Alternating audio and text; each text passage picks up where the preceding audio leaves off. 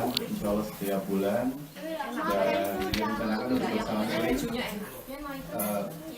untuk jadi satu bulan pembicara dari luar, satu bulan pembicara lokal dengan begitu selanjutnya. Jadi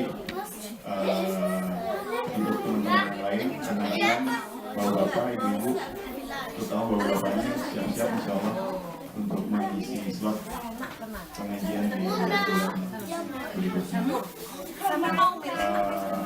Alhamdulillah, sambil menunggu kedatangan ustaz kita, Pak Amru yang berasal dari kota Hannover. Beliau kebetulan tadi tidak mendapat kereta yang tepat, jadi maksudnya waktunya tidak terkejar untuk bisa kita mulai secara tepat waktu. Maka sambil menunggu, kita akan memanfaatkan waktu dengan menikmati hidangan ya, dari keluarga Reza Fatur Rahman yang alhamdulillah saja ya, beliau ingin mensyukuri ingin memberikan kita jamuan ya, kelahiran anak beliau Nadia.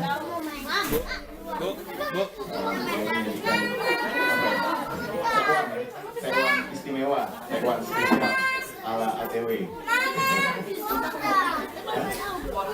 Oh, supported by Jambi. Oh, baik Bima Jambi ya. Masya Allah, Insya Allah. Ini Jambi, oh Jambi satu. Bapak Jambi juga ya.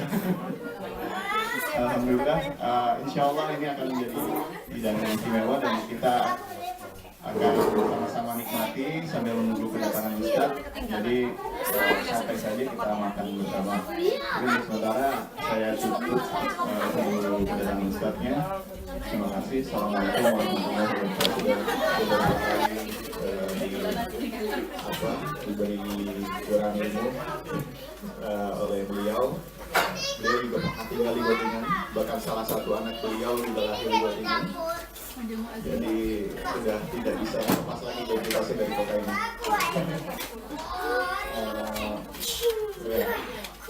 Waringin. Jadi insya Allah untuk satu waktu akan mulai saja dan mic saya berikan kepada moderator. Silakan. Bismillahirrahmanirrahim. Assalamualaikum warahmatullahi wabarakatuh. Alhamdulillah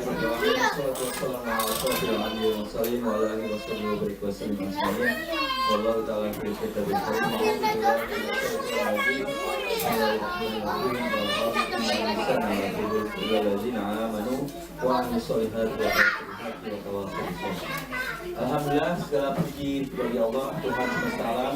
Salawat serta salam semoga tetap tercurahkan pada diri kita semua, panglima besar revolusi peradaban dunia yang insya Allah hanya dengan 23 tahun bisa berubah peradaban yang begitu jahiliyah yang menjadi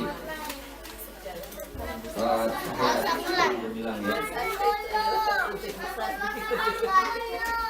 Kita alhamdulillah pada kesempatan kali ini di hari yang berbahagia kita akan melakukan pengajian dengan tema yang sangat-sangat menarik dan juga karena future masa depan. Dan apakah ini nanti temanya prahara akhir zaman? Apakah zaman sekarang apakah sudah termasuk dalam kriteria dari akhir zaman? Nanti akan Ustaz Amru akan membedahnya. Beliau sangat-sangat berpengalaman gitu ya, itu semua. Apa kriterianya berdasarkan Quran dan juga hadis Rasulullah SAW. Waktu kita sampai jam 3:30 ya. Sampai jam 4.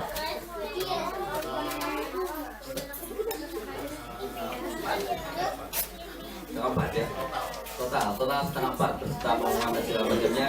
Jadi kami berikan waktu pada Ustadz sekitar 1 jam, kurang lebih 1 jam untuk memberikan materinya, dan juga nanti diskusi dan tanya jawab sekitar 30 menit sampai 45 menit. Setelah itu dikembalikan dengan ke MC, ada beberapa hal yang akan diumumkan.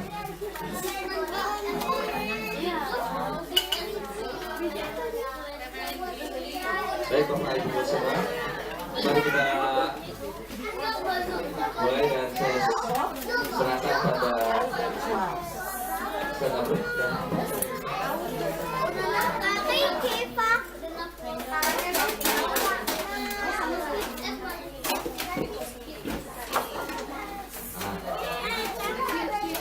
Sebagai tambahan tadi apa yang sudah disebutkan oleh Pak M ya, bahwa Ustaz Amro ini alumni pesantren Darussalam Gontor, wakil pada bidang informasi pengajian Kalam Botingan tahun 2009 dan 2010, juga ketua Forkom Jerman 2013 sampai 2014, dan juga representatif PKPU Eropa 2015 sampai dengan sekarang. Jadi pengalaman beliau ini insya Allah sangat-sangat global gitu ya, sangat-sangat menguasai juga.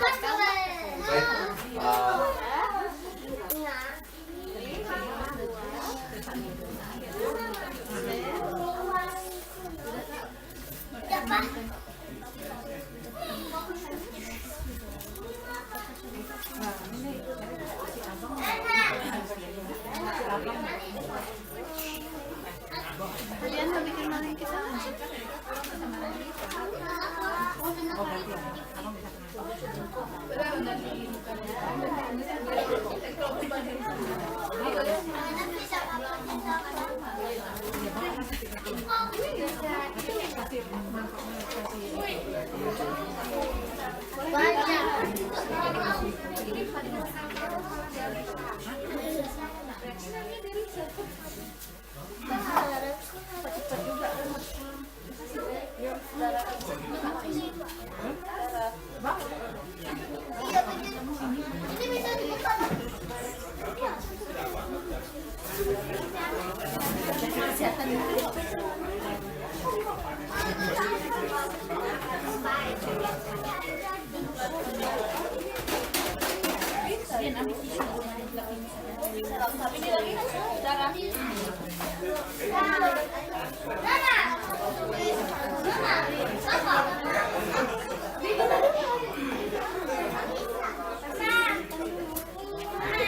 kami persilakan pada Ustaz Abdul untuk menyampaikan materinya tentang prahara akhir zaman.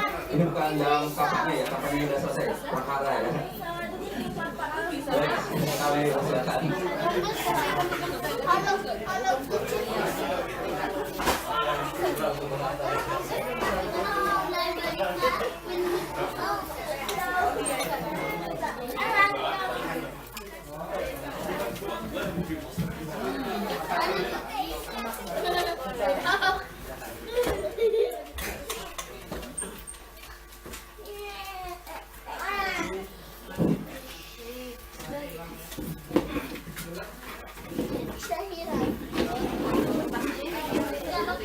Bismillahirrahmanirrahim.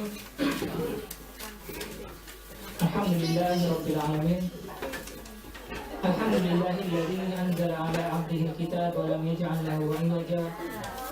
Qayyiman liyunzira ba'san shadidan min ladunhu wa yubashshira al-mu'minina alladhina ya'maluna as-salihati anna lahum ajran hasanan makithina fihi abada.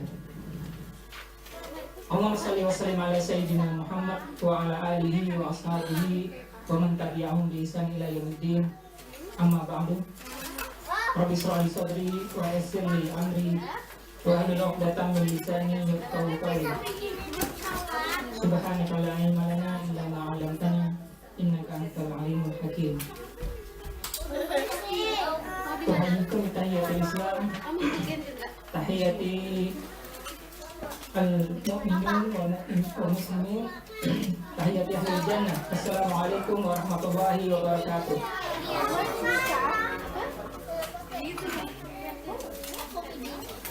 Bapak Ibu gimana kabarnya? Udah kenyang semuanya? Semuanya udah kebagian hewan? Alhamdulillahirobbilalamin.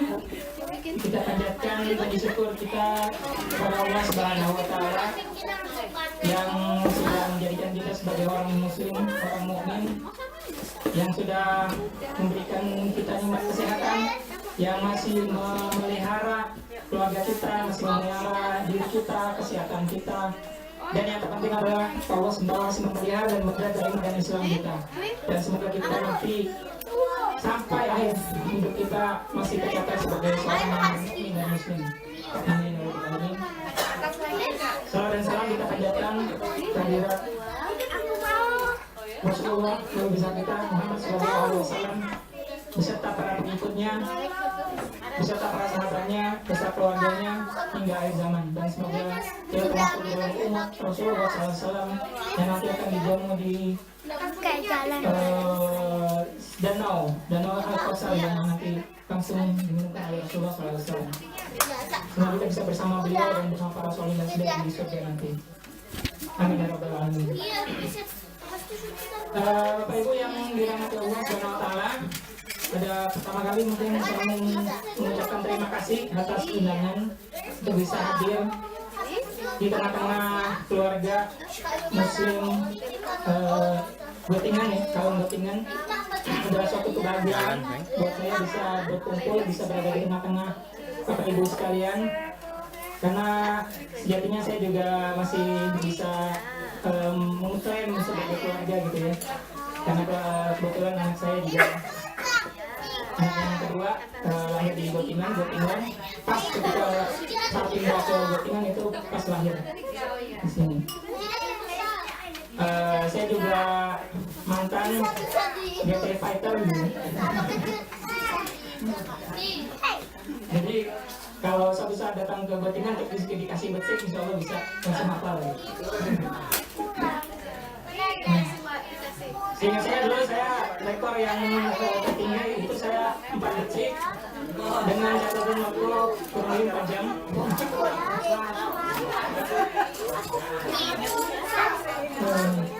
Ya, itu karena ingin mengejar orang itu yang desain waktu maraton. Ya, alhamdulillah. Saya selalu mengingat Gotingan itu sebagai kota perjuangan gitu. Selalu, karena perjuangan yang paling berat yang saya rasakan itu ketika berada di Gotingan, bukan di kota yang lain. Alhamdulillah. Jadi masih sangat terngiang-ngiang, masih terbayang-bayang gitu perjuangannya sampai sekarang. Alhamdulillah. Tadi di jalan nih untuk mencairkan suasana sehingga saya iseng-iseng membuat suatu pantun yang menggambarkan betapa senangnya saya berada di tengah-tengah keluarga Gotingan. Pantunnya seperti ini. Enaknya nasi tim suka bikin kangen. Saking kangennya, kuah pun tidak tersisa. Ada senangnya silaturahim dengan warga Gotingan. Nikmat hidangannya, kuah pun mengalir tak terasa.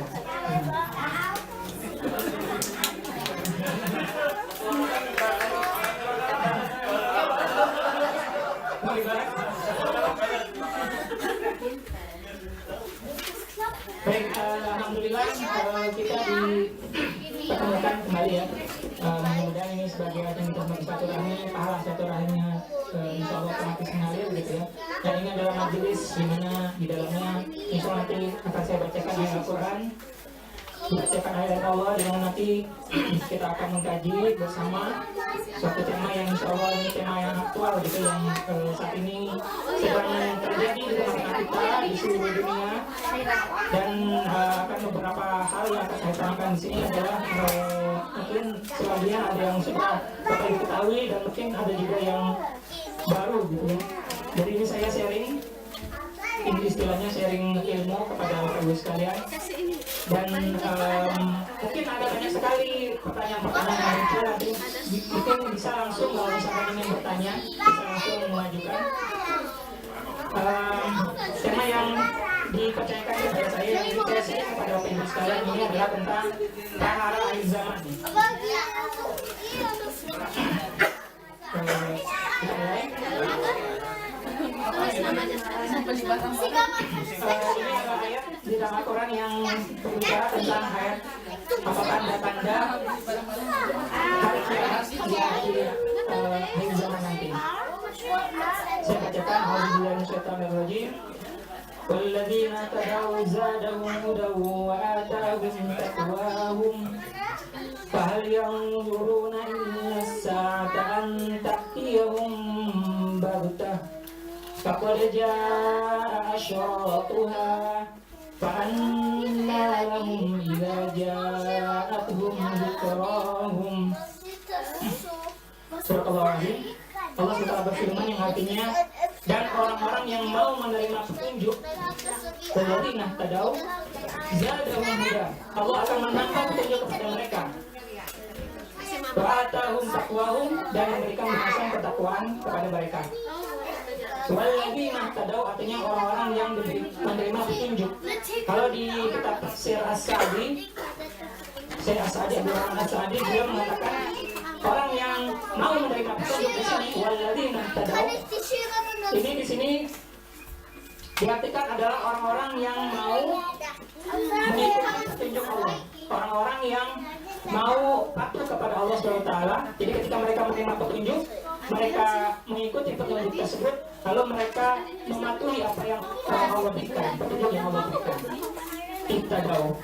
Kemudian zadahum huda, kata Syekh As-Sa'di, beliau menulis, maka Allah itu ketika kita bersyukur pada petunjuk yang Allah berikan, maka kita mengikuti petunjuk tersebut, maka Allah pun bersyukur, berterima kasih karena kita sudah mengikuti petunjuk tersebut.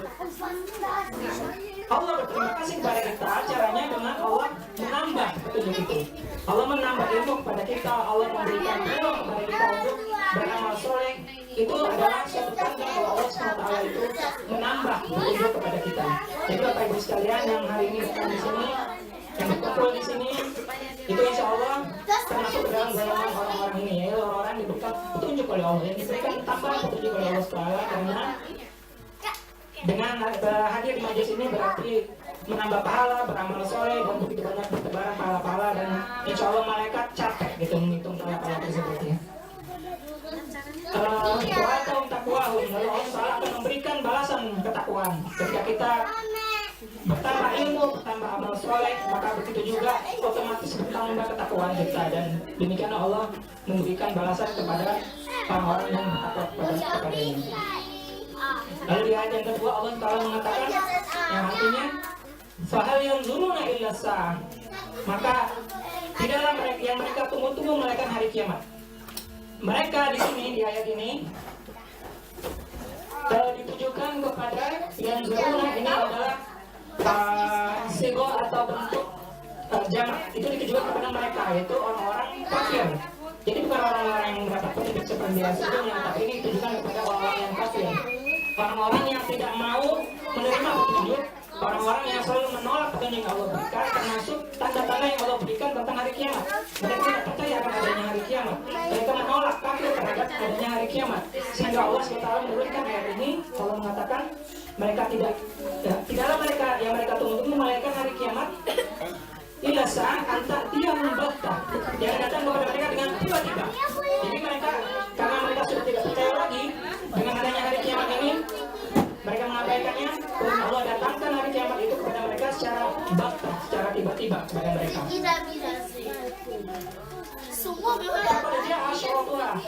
Padahal sesungguhnya telah datang tanda-tandanya. Artinya Allah sudah memberikan tanda-tanda kiamat itu yang nanti akan kita bahas di slide selanjutnya.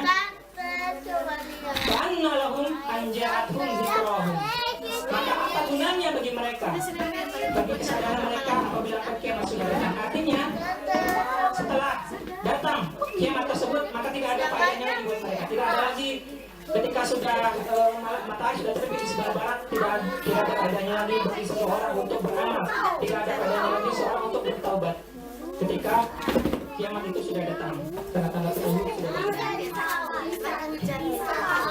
Maka dari itu di dalam hadis Rasulullah SAW selalu mengatakan badiru bil amal fitnan. Kaqat'il laili al-muslimi yusbihu ar-rajulu mu'minan wa yumsi kafiran aw yumsi mu'minan wa yusbihu kafiran. Jadi ordinau bi'aradin minad dunya. Segeralah beramal, kata Rasulullah SAW. Segera beramal sebelum datangnya fitnah-fitnah seperti malam yang gelap gulita. Di pagi hari seorang masih dalam keadaan mukmin, lalu menjadi kafir sore harinya. Di sore hari seorang masih dalam keadaan mukmin, lalu menjadi kafir di pagi harinya. Jadi begitu cepatnya perubahan karakter seseorang. Ketika pagi dia masih ngaji, masih di masjid, di pagi hari sore harinya dia menjadi kafir. Begitu pula ketika malam hari dia menjadi orang yang beribadah. Pada malam harinya tiba-tiba pada pagi harinya menjadi kafir. Ini nanti akan ada hubungannya dengan tanda-tanda cepat yang akan kita bahas di slide selanjutnya, insya Allah. Lalu orang itu menjual agamanya demi barang kenikmatan dunia. Biasanya referensi di belakang ya, ini saya sebut di depan karena memang banyak sekali yang bisa kita gali daripada peristiwa-peristiwa yang selalu akan datang atau yang telah datang di akhir zaman. Karena kita adalah umat Rasulullah, berarti kita umat akhir zaman. Buku ini berada dalam generasi sebagai ini aja pengetahuan buat kita. Buku yang pertama ini artinya buku atau kita buku akhirat. Itu buku yang dikarang oleh Imam Ibnu Katsir al-Dimashqi, mungkin udah pada tahu ya, yang juga menulis kitab tafsir Ibnu Katsir. Ada yang tahu berapa kira-kira beliau itu? Saya juga nggak tahu. Mungkin kira-kira 500 masih kira-kira. Kemudian buku yang kedua, ini judulnya Kiamat Kecil. Ini adalah buku seri keimanan atau tauhid. Ini dikarang oleh Dr. Umar Sulaiman Al-Ashqar. Beliau ini seorang ulama, al-mujahid dan ahli syariah, kelahiran Nablus, Palestina pada tahun 1940. Kemudian beliau menulis buku ini di tahun beliau meninggal kurang lebih 3 tahun yang lalu, 2012. Dia kan termasuk ulama yang disegani oleh ulama Salafi di seluruh dunia. Kemudian buku yang ketiga, ini buku yang terbaru, yang baru terbit pada tahun 2010. Pengarangnya adalah Dr. Muhammad Al-Arifi. Muhammad Arifi ini salah satu, mungkin kalau yang sering berselancar di YouTube mungkin kenal. Ada yang kenal nggak kira-kira? Beliau itu yang mengobarkan semangat para pemuda untuk berjihad di Suriah. Dan dia pernah dipenjara oleh penguasa Arab Saudi pada waktu itu, pada sebelum yang sekarang ya, pernah di penjara. Kemudian alhamdulillah beliau dibebaskan dan beliau berdakwah untuk kepada jihad. Kemudian banyak karya-karya beliau dan acara-acara beliau yang sebelum dimintai oleh orang-orang para penonton di Arab Saudi maupun di Jazirah Arab dan sekitarnya. Jadi intinya ini saya ada juga beberapa buku yang batiknya tentang ini. Mungkin nanti kalau ada yang kurang jelas nanti bisa kita lihat lagi. Intinya banyak sekali yang bisa kita bahas, banyak sekali yang akan nanti yang sebetulnya tidak cukup dibahas dalam waktu 1 jam gitu. Kalau ingin dibahas semuanya, mungkin kita perlu waktu dari sekarang sampai besok pagi gitu. Kalau ada yang bersedia, silakan. Mukadimah. Di sini saya awali suatu hadis Rasulullah SAW. Waktu itu beliau menyampaikan sebuah khutbah. Jadi Rasulullah SAW ini diriwayatkan sholat subuh bersama para sahabatnya. Kemudian begitu selesai sholat subuh, Rasulullah SAW berkhutbah mulai sejak subuh hingga sampai waktu zuhur tiba. Lalu beliau turun kembali melaksanakan sholat zuhur. Lalu beliau naik mimbar lagi. Kemudian itu sampai asar. Lalu kemudian sholat asar berjamaah. Lalu naik ke mimbar lagi sampai terbenam, matahari terbenam. Jadi 1 hari penuh gitu ya. Bayangkan bagaimana kuatnya Rasulullah SAW. Beliau berdiri dan berubah mulai dari subuh sampai matahari terbenam. Dalam khutbah tersebut beliau memberitahu kepada kami peristiwa yang telah terjadi di masa lampau dan apa-apa yang terjadi di masa datang. Dan yang paling tahu di antara kami mengenai peristiwa itu adalah orang yang paling kuat di antara kami. Jadi saking banyaknya ucapan Rasulullah SAW yang mengabarkan tentang peristiwa yang mengisahkan yang akan datang. Salah satunya tentang peristiwa akhir zaman. Maka para sahabat mengatakan sampai hanya orang-orang yang paling kuat atau lain saja yang bisa menghafal apa yang Rasulullah SAW sabdakan. Kira-kira kalau saya ingin membuat suatu rangkuman dari apa yang akan kita bahas keseluruhan gitu ya secara global, ini saya buat rangkuman secara timeline gitu ya. Ini kalau di belakang ibu bisa lihat ya, biasanya kecil ya, maaf karena banyak sekali yang ingin bahas sebetulnya, cuma nanti saya akan fokus kepada satu hal tertentu yang saya kira mudah-mudahan ibu sekalian belum pernah tahu atau mungkin informasinya belum banyak gitu ya.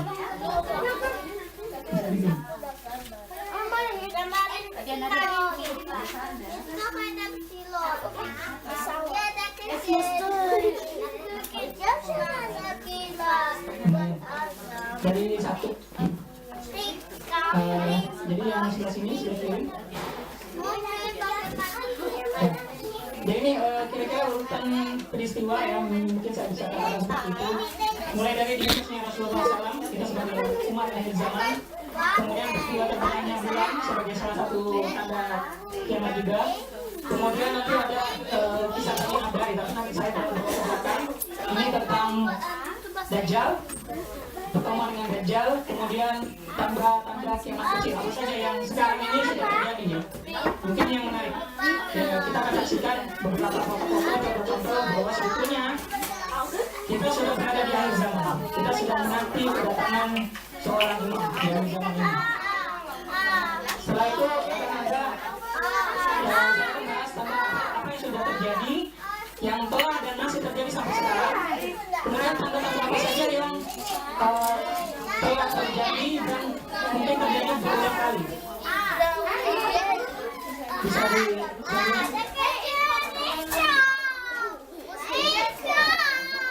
yang ke-8 ada ya, yang ke-8 itu tanda yang belum terjadi, yang ada yang kira-kira akan terjadi tapi yang tidak lama lagi, dan apa saja kejadian-kejadian yang berhubungan setelah itu. Lalu setelah itu akan ada yang ke-9 munculnya Imam Mahdi. Seperti Imam Mahdi nanti akan dijelaskan bersama. Lalu tanda-tanda kiamat besar. Jadi Imam Mahdi ini sebetulnya adalah penghubung dari tanda kecil yang selama ini terjadi dengan datangnya tanda-tanda besar, tanda-tanda kiamat besar atau kiamat kubra. Kemudian kita akan lihat fitnah Dajjal, bagaimana dahsyatnya fitnah Dajjal itu. Lalu kemudian turunnya Isa alaihissalam. Kemudian tanda-tanda kiamat besar setelah itu, yaitu Ad-Dukhon, Dabah, terbitnya matahari dari barat, kemudian ada penenggelaman Jazirah Arab, dari barat. Lalu yang terakhir adalah adanya bola api dari arah Yaman yang akan mengumpulkan semua manusia ke tempat berkumpulnya, yaitu kepada Mahsyar. Jadi kira-kira secara singkat ya perjalanan umat Muhammad di akhir zaman ini. Kita akan mulai mungkin secara singkat karena nanti di tengah kita akan fokus kepada satu peristiwa yang lebih dekat kepada zaman kita yang sekarang ini. Tanda-tanda kiamat yang sudah terjadi dan telah berlalu. Yang kedua, yang sudah terjadi dan masih berlangsung dan ada kalanya berulang kembali. Jadi sudah terjadi masih berlangsung tapi dia berulang kembali gitu kejadian. Apa itu? Kemudian ada tanda-tanda yang belum terjadi sama sekali dan itu tanda-tanda besar. Tanda-tanda besar. Kita mulai dari tanda-tanda kecil dulu. Karena yang sudah terjadi dan telah berlalu. Yaitu yang sudah jelas, yang sudah kita tahu bersama adalah putusnya Rasulullah SAW. Itu tanda, salah satu tanda kecil. Karena Rasulullah SAW bersabda, aku diutus dan bangkitnya hari kiamat adalah seperti dua jari ini. Jadi diutusnya Rasulullah dan bangkitnya hari kiamat itu Rasulullah mengisyaratkan jari tengah dan jari telunjuk. Artinya sangat dekat sekali gitu, seperti ini. Dan tanda yang kedua adalah di sebelahnya bulan ya. Di surah Al-Qamar Allah SWT berfirman,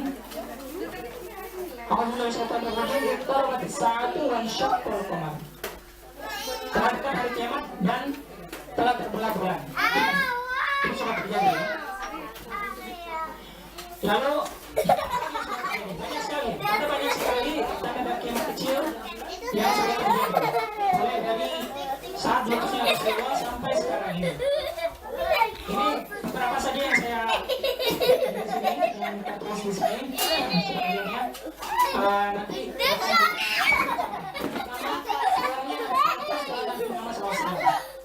apakah sudah terjadi? Sudah terjadi. Jadi ini sudah terjadi dan sedang terjadi. Tapi sekarang masih ada di Indonesia ya, banyak orang-orang yang mengaku sebagai nabi, sebagai utusan malaikat dan sebagainya. Lalu yang kedua, berlakunya orang yang dahulunya miskin dalam membangun bangunan.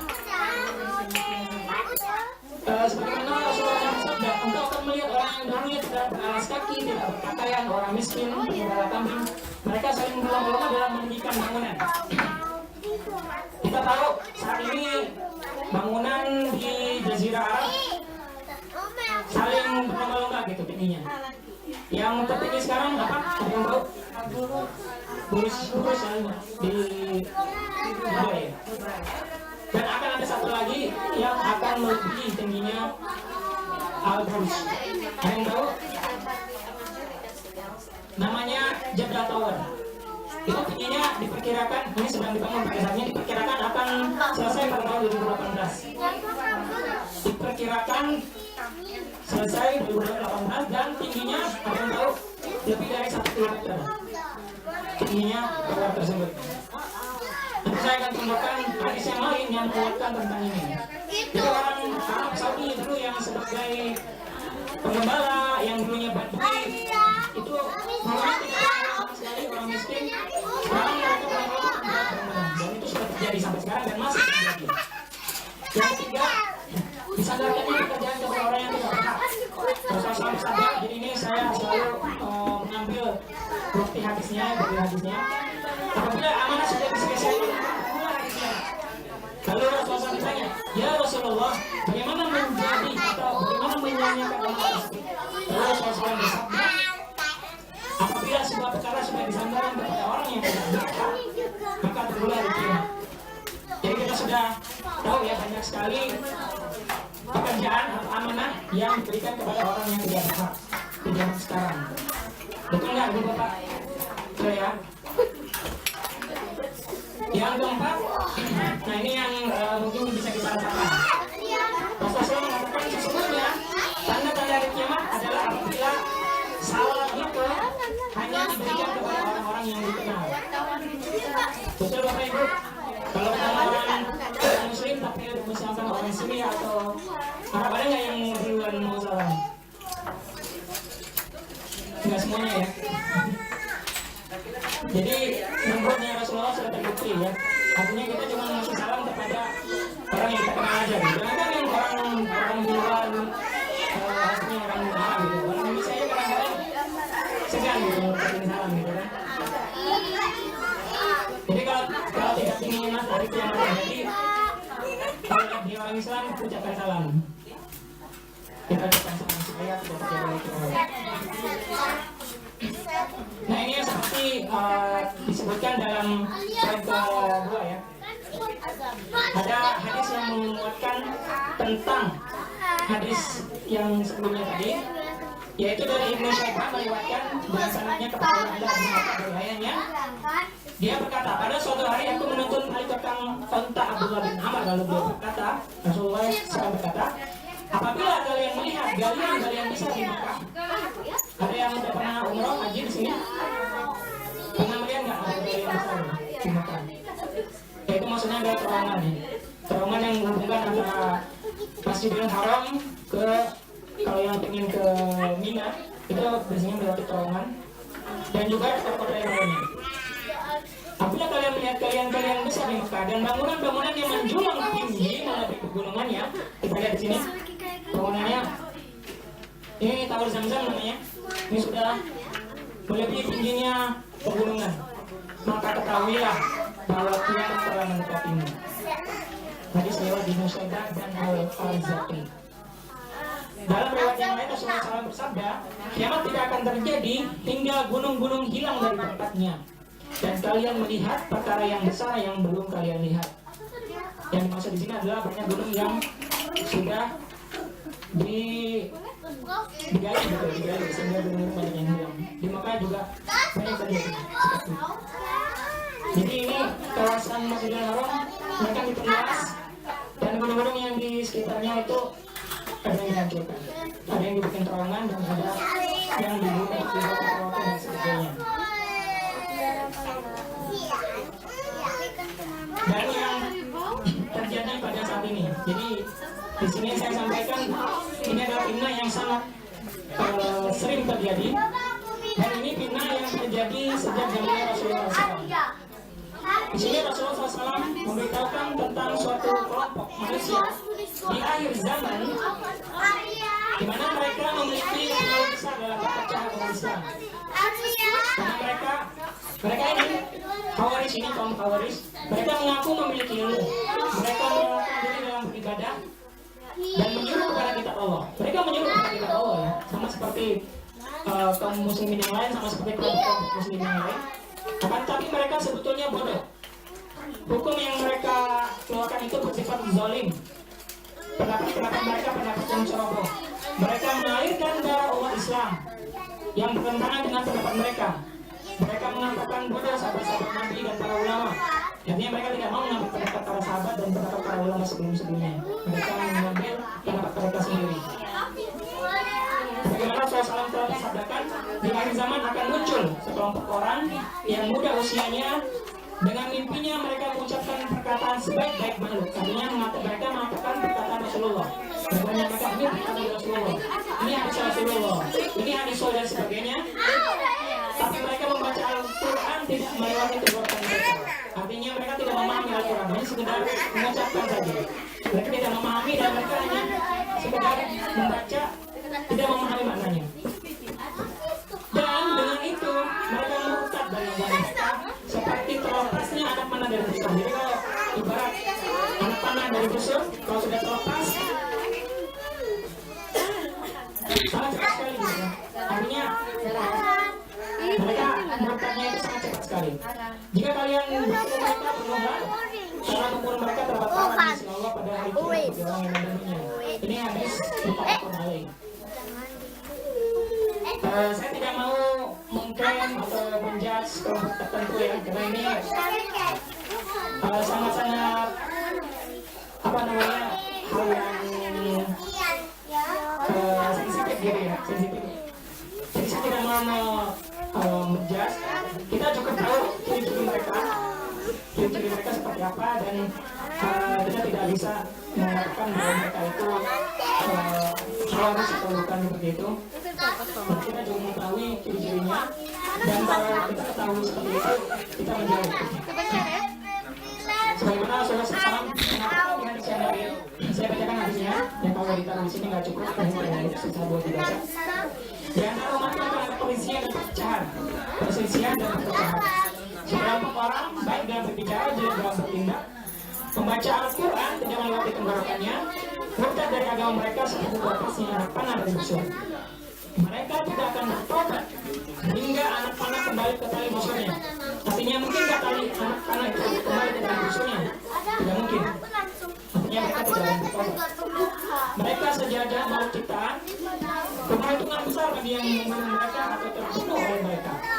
Mereka menyuruh kepada kita Allah, padahal mereka tidak sedikit pun punya hubungan dengannya. Artinya tidak ada hubungannya dengan kita, tidak memahami kita Allah. Siapa yang memerangi mereka, maka yang utama mereka di sisi Allah. Tanda mereka adalah bercukur. Ini hadis dari Ibnu Majah, Mustadrak Al-Hakim dan Musnad Ibnu Ahmad. Tanda dari mereka adalah bercukur. Jadi aliran ini tokoh awal di sini dari zamannya Rasulullah itu sudah ada sampai sekarang. Itu aliran ini adalah atau kelompok ini mereka sudah melakukan mereka menghalalkan orang-orang Islam dan mereka membunuh orang-orang yang tidak sependapat dengan kelompok mereka, dan mereka menimbulkan bencana besar dalam dunia Islam. Karena mereka mungkin kita sudah melihat dalam kejadian di dunia ini yang sekarang terjadi. Jadi kelompok yang suka mengkafirkan umat Islam, kemudian menampakkan darah umat Islam sendiri dari kelompok Khawarij ini, dengan Khawarij ini. Saya akan lanjutkan ceritanya sedikit nanti di slide selanjutnya. Lalu tanda hari kiamat yang terjadi. Dan ini tanda hari kiamat ini yang nanti akan banyak kita bahas selain karena kalau dilihat dari tanda-tandanya sudah mendekati zaman yang sekarang ada. Dan dari konstelasi yang terjadi pada peperangan yang ada di Syams, di Irak, di Yaman, itu hadis-hadis yang ada yang muncul yang Allah sebelum disampaikan itu mengarah kepada peristiwa-peristiwa yang terjadi pada hari ini. Baik-baik kita bahas satu persatu hadis-hadisnya. Di sini Rasulullah SAW mengatakan tentang kemunculan Imam Mahdi. Rasulullah bersabda, seandainya tidak tersisa di dunia ini kecuali satu hari saja, niscaya Allah SWT akan memanjangkan hari tersebut, sehingga Allah mengutus seorang yang berasal dari keluargaku yang namanya sama dengan namaku. Di slide selanjutnya. Ini saya ini agak kecil ya karena banyak informasi di sini. Saya sebutkan aja yang informasi pentingnya ya. Di dalam hadis yang lain, Rasulullah SAW menceritakan tentang ciri-ciri Imam Mahdi tersebut. Al-Mahdi minni, artinya Al-Mahdi itu adalah dari keturunan Rasulullah SAW. Ahlal jab'ah. Silakan kalau bisa di.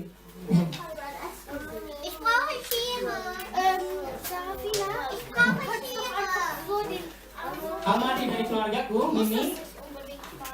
Ajal jab'ah Aknal anfi, darinya luas, hidungnya mancung. Di sini ada yang darinya luas, hidungnya mancung. Karena nanti saya akan bicara bahwa Al-Mahdi itu bisa siapa saja ya, bukan cuma orang Arab. Akan memenuhi bumi dengan keadilan setelah bumi ini penuh dengan kezaliman dan berkuasa selama 7 tahun. Dari hadis ini bisa kita ambil kesimpulan Al-Mahdi hanya akan muncul akan hidup masih bersama-sama kita itu selama 7 tahun. Dalam riwayatnya dikatakan 9 tahun. Dan setelah 7 tahun ini atau setelah 9 tahun kira-kira apa yang terjadi? Munculnya Dajjal. Nanti akan kita bahas. Lalu hadis Imam Mahdi ini adalah hadis yang mutawatir. Imam Mahdi itu hampir setiap agama itu membicarakannya, karena setiap agama merindukan atau memimpikan, menantikan seorang atau sebuah sosok yang akan memberikan keadilan buat semuanya, yang akan memberikan kemakmuran, kesejahteraan. Karena pada saat sekarang ini kondisi dunia sudah bisa dikatakan sudah hancur ya, sudah tidak ada kesejahteraan, tidak ada kemakmuran, kezaliman di mana-mana, tidak ada keadilan dan sebagainya. Jadi hampir semua agama sudah memperkirakan, meramalkan akan datangnya sosok seperti ini. yang jelas kita sebagai orang Islam, sebagai orang yang beriman, kita mempercayai Imam Mahdi karena di sini dikatakan ada 20 sahabat Nabi yang meriwayatkan hadis tentang Imam Mahdi. Artinya mutawatir. Mutawatir itu satu tingkat, satu level di bawah Al-Quran gitu ya. Kalau dari segi ilmu hadis, artinya sudah sangat otentik dipercaya. Imam Mahdi pasti ada, pasti akan muncul. Tapi Imam Mahdi yang seperti apa? Siapa? Nah itu yang harus jadi pertanyaan. Karena masing-masing agama aliran itu mengklaim seperti Syiah misalnya, mereka mengklaim Imam Mahdi itu adalah imam ke-12. Nah, Imam Hasan Askari namanya, yang saat ini masih mahjub atau masih goib. Jadi orangnya udah ada, tapi goib. Dan nanti pada saatnya dia akan muncul, yang akan menyelamatkan kaum Syiah, yang akan menyelamatkan dunia. Artinya itu Imam Mahdinya orang-orang Syiah. Orang muda juga punya. Ada yang tahu Avatar? Avatar itu juga nama lain daripada Imam Mahdi di agama lain, itu Avatar. Kalau kita yang suka dengan Imam Avatar, jabatan dari barang Avatar.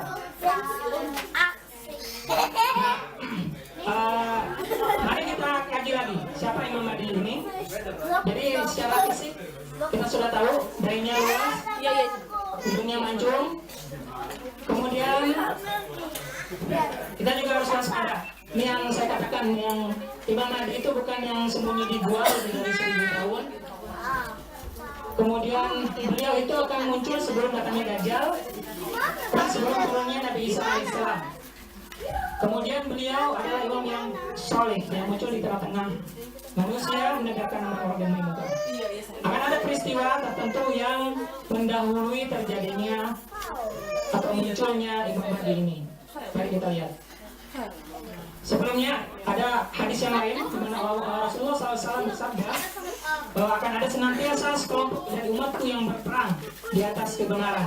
Mereka menang terhadap siapa saja yang menentang mereka, sampai terakhir dari mereka memerangi Al-Masihud Dajjal. Nah, yang dimaksud dari yang terakhir dari mereka memerangi Al-Masih Dajjal ini adalah Imam Mahdi beserta tentara-tentaranya. Dan pada saat ini pun akan ada sekelompok dari umat Rasulullah yang berperang di atas kebenaran. Mungkin ada yang punya feeling kelompok siapa yang sekarang ini berperang di atas kebenaran? Jawabannya gampang, di Gaza. Hamas. Ya. Mungkin bisa dicilin. Ya. Nah, ini di hadis ini hadis dari Imam Ahmad bin Hanbal, hadis sahih yang menceritakan tentang keseluruhan nasib, keseluruhan perjalanan umat Islam, umat Muhammad SAW. Mungkin udah banyak yang tahu tentang hadis ini ya. Bahwasanya masa kenabian, saya bacakan redaksinya. Rasulullah SAW, takunu an-nubuwah fikum, masya Allah an takun, summa yarfa'uha idza sya'a yarfa'uha. Masa kenabian itu akan berlangsung pada kalian selama beberapa tahun. Masa kenabian, jadi yang pertama masa kenabian. Kemudian summa takunu khilafah manhajin nubuwah. Lalu kekhalifahan yang mengikuti metode kenabian, yaitu khalifah Ar-Rasyidin. Siapa? Abu Bakar, Umar, Utsman bin Affan, dan Ali bin Abi Thalib radhiyallahu anhu. Lalu summa takunu bukan adzan. Fayakunu masya Allah ayatun summa yarfa'uha insya'a yarfa'uha idza sya'a yarfa'uha. Lalu raja-raja yang menggigit, artinya raja-raja atau khalifah yang masih berpegang kepada Al-Quran dan Sunnah. Yaitu apa? Yaitu Bani Umayyah dan Bani Abbasiyah. Kemudian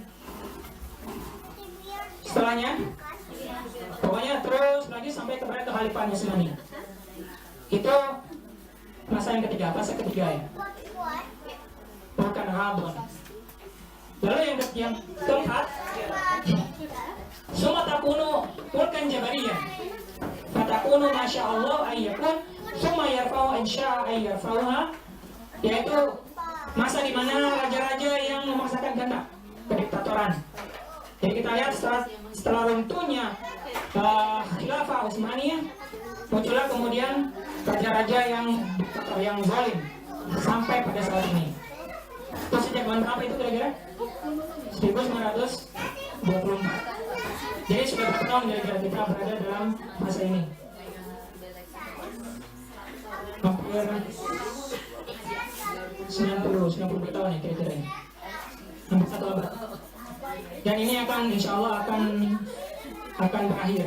Tidak lama lagi kita sudah berada di ujung. Setelah ini kita sudah akan mengetahui. Yang terakhir adalah summa takunu khilafah ala manhajin nubuwah summa sakata.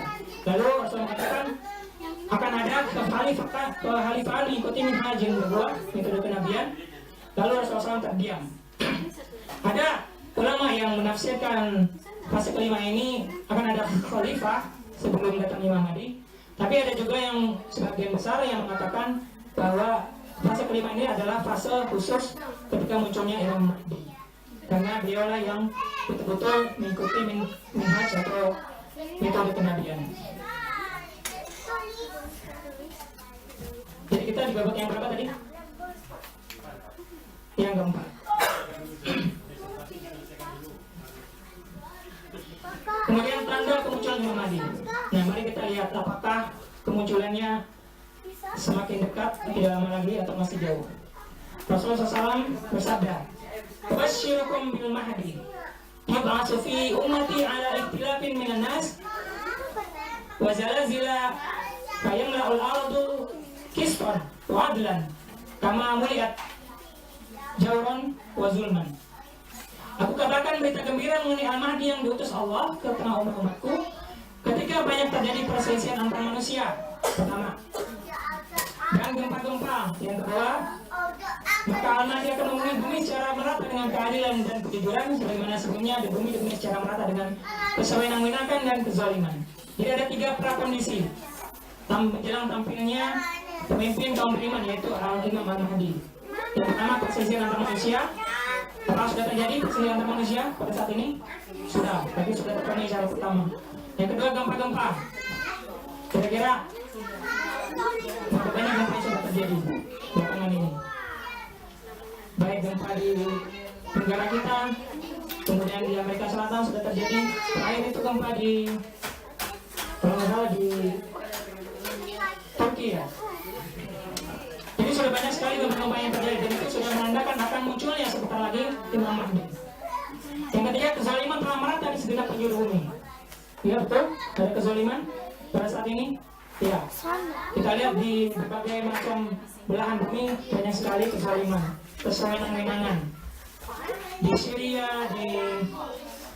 di berbagai macam negara ya, baik di Afrika seperti itu kalau kita lihat secara umum. Dan pertanyaannya, bukankah kondisi dunia hari ini sudah mencakup ketiga prakondisi tersebut? Jadi 3 prakondisi ini sudah terpenuhi pada saat ini. Pada detik ini, pada hari ini, 3 kondisi tersebut sudah terpenuhi. Lalu ini adalah hadis. Saya tidak bisa menuliskan artinya keseluruhan karena terlalu panjang, gitu. Saya bacakan saja ini. Karena kalau ditulis nanti juga nggak bisa baca gitu. Saya bacakan nih hadis. Ini peristiwa yang terjadi ketika munculnya Imam Mahdi. Akan kita lihat. Rasulullah SAW bersabda, akan terjadi perselisihan saat matinya khalifah. Jadi akan ada perselisihan ketika seorang khalifah itu wafat. Nanti akan ada seorang khalifah yang wafat. Khalifah ini ditafsirkan oleh beberapa ulama adalah penguasa Makkah dan Madinah. Khalifah itu yang menguasai Makkah dan Madinah, yaitu penguasa Arab Saudi sekarang. Lalu ketika terjadi perselisihan tersebut, akan ada seorang laki-laki Al-Mahdi, namanya Al-Mahdi, yang akan keluar dari Madinah dan pergi menuju Makkah.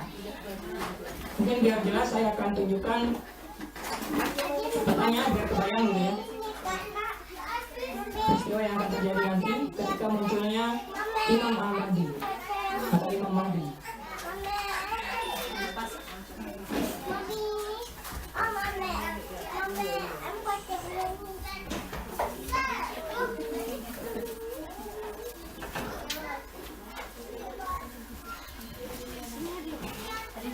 Ini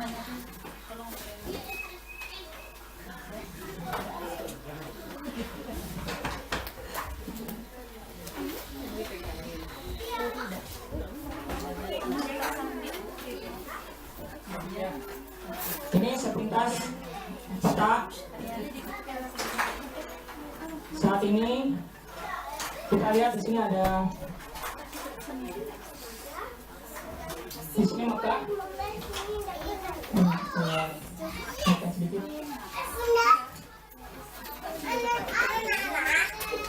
Nah, ini Mekah, ini Madinah. Di sini Damaskus, Syria. Ini Isfahan. Nanti saya akan kasih tahu kota-kota penting ini. Di sini ada Istanbul, Konstantinopel. Jadi nanti prahara akhir zaman akan terjadi di wilayah sekitar ini. Akhir zaman. Saya lanjutkan hadisnya. Akan terjadi perselisihan saat matinya khalifah, lalu seorang laki-laki akan keluar dari Madinah pergi menuju Makkah. Jadi ketika terjadi perselisihan, ketika wafatnya seorang khalifah, ketika wafatnya penjaga dua kota suci yaitu Makkah dan Madinah, seorang laki-laki akan melarikan diri keluar dari Madinah pergi menuju ke Makkah. Lantas beberapa orang dari penduduk Makkah mendatanginya. Beberapa orang penduduk Makkah mendatanginya. Mereka memaksanya keluar dari dalam. Jadi dia si laki-laki tadi itu pergi menuju Makkah, kemudian dia berlindung di Ka'bah, berlindung di dalam Ka'bah, karena dia akan dibunuh oleh seseorang atau suatu kelompok dari sini. Dia berlindung di Ka'bah, kemudian orang-orang yang ada di sekitar Masjidil Haram itu kemudian memaksa dia untuk membayarnya, yaitu di satu tempat antara Hajar Aswad dan Makam Ibrahim. Jadi laki-laki ini akan dibayar di antara Hajar Aswad dan Makam Ibrahim. Yang pernah haji atau umrah tahu ya tempatnya.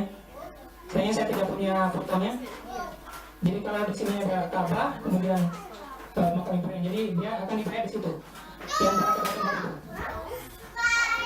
Lalu ini di sini di hadis ini dikatakan seorang laki-laki, artinya dia seorang laki-laki biasa. Dan yang kedua, dia dibaiat dan dia tidak mau dibaiat pada saat itu. Sampai dia harus dipaksa. Dalam hadisnya dikatakan sampai dia mau dibunuh karena dia tidak mau dibaiat oleh orang-orang yang ada di sekitar Masjidil Haram itu. Jadi orang-orang di sekitar Masjidil Haram itu, dari salah satu ceramah yang lain saya pernah mendengar bahwa ada beberapa ahli yang mengetahui. Jadi ini diturunkan secara turun-temurun. Jadi keluarga yang ada di Masjidil Haram itu sudah mempelajari gitu, ciri-ciri Imam Mahdi tersebut. Jadi ketika si laki-laki ini sudah mendatangi Masjidil Haram berlindung di Ka'bah, mereka melihat ciri-cirinya dan mereka tahu betul bahwa itu adalah Imam Mahdi yang dijanjikan oleh yang dibuatkan oleh Rasulullah SAW. Jadi dia sampai akhirnya dipaksa oleh orang-orang di sekitarnya untuk dibaiat. Baiat itu sempat setia ya, sempat setia. Jadi mereka memaksanya untuk keluar, meski tidak menginginkannya, lalu dia dibaiat. Kemudian yang membaiat itu waktu itu sekitar sebanyak tentara yang ada di perang Badar. Jadi Rasulullah itu di hadisnya mengatakan kurang lebih 313 orang yang membaiat si laki-laki ini. Jadi laki-laki ini pertama orang biasa, yang kedua dia tidak tahu bahwa ia adalah Imam Mahdi. Ya, jadi dia sendiri tidak tahu bahwa dia adalah Imam Mahdi. Lalu kemudian sampai akhirnya dipaksa untuk berbayat gitu. Sampai akhirnya dipaksa dan karena dia tidak mau gitu, tidak mau untuk dibayat. Akhirnya karena sampai diancam seperti itu, akhirnya dia mau dibayat. Dan di hadis yang lain itu Allah SWT dalam satu malam Allah mengikhlas orang tersebut. Mengikhlas itu artinya dia dipersiapkan oleh Allah, diberikan nikmat ilmu sehingga pada keesokan harinya setelah dibayat pada malam harinya itu dia berusaha pada keesokan harinya dia sudah siap untuk menjadi pemimpin kaum beriman. Ya, jadi pada saat itu orang itu tidak tahu dalam satu malam. Ya. Dan kita tahu Allah yang menghendaki sesuatu insya Allah diupayakan gitu.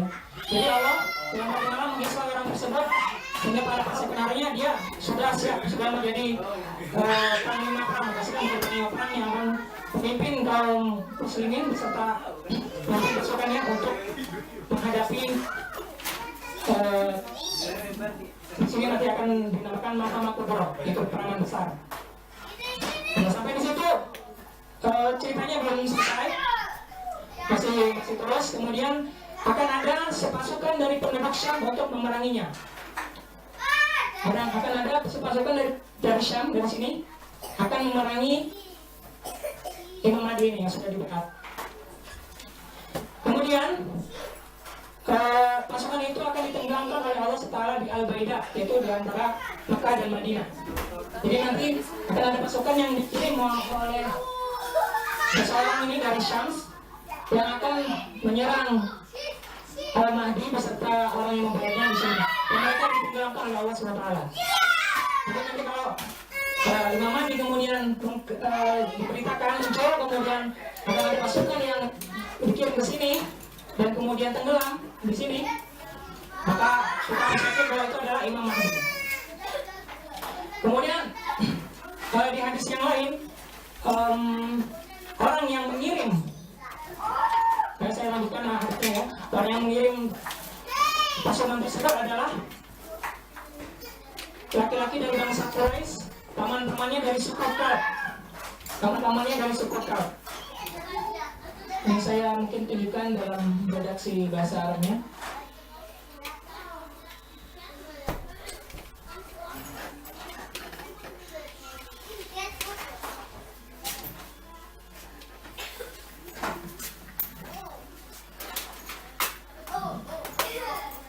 Beliau satu bikin di Baidah, artinya ketika pasukan tadi ditenggelamkan antara Baina Makkah wa Madinah, antara Makkah dan Madinah.